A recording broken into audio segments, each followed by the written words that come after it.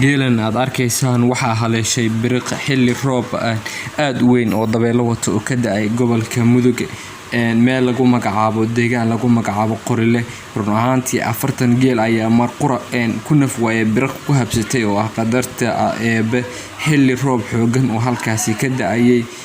geela ayaa gabi ahaantiisba halkaasi ay ku geeriyoodeen 40 halaad oo muuqaalkan aad ku arkaysaan sida idinka muuqato dadkii xoolaaleyda ahaa ayaa qaarkood halkan soo booqday oo isugu yimaaday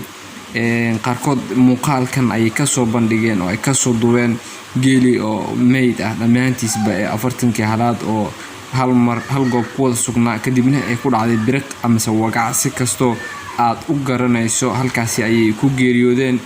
geela wuxuu ka mid yahay xoolaha ay Soomaalida aad ku dhaqato isla markaasna ay aad u jeceshahay xoolaaleydii oo ka warbixin doonta ayaan idin soo bandhigi doonaa muuqaalkan ku soo dhawaada waxayna ka warbixinayaan sida wax u dhacan waa deegaan bacdeen hoos yimaada oo la yiraahdo Qorile xalay roobkii daayo dabaylaha watay biriq ay fiday halka waxa yaala waa geel wada baqti ah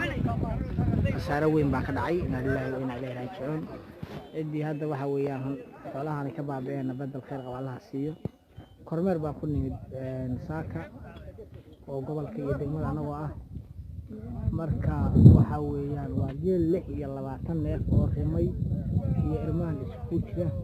waa geel aad aragtaa intuu leeyahay waa weynkiisa iyo quruxdiisa iyo shacnigiisa xoolaha aad arkaysaan kulli waa baqti marka xasaaradaas wax saara weyn waa waxa weeyaan aad u maxrinteeda iyo fajaceeda leh kulli anaga markii aan nimina aad baan uga murugoonay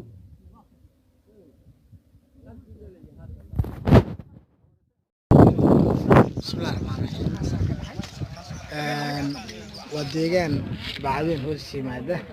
oo la yiraahdo Qorile xalay roobkii daayo dabaylaha watay biriq ay fiday halka waxa yaala waa geel wada baqti ah saara weyn baa ka dhacay inaa ilaahay wa inaa ilaahay raajicuun cidii hadda waxa weeyaan xoolahan ka baabeen badal khayr qaba Allah siiyo kormeer baa ku nimid saaka oo gobolka iyo degmada anagu ah marka waxa weeyaan waa geel 26 neef oo rimay iyo irmaan isku jira waa geel aad aragtaa intuu leeyahay waa weynkiisa iyo quruxdiisa iyo shacnigiisa xoolaha aad arkaysaan kulli waa baqti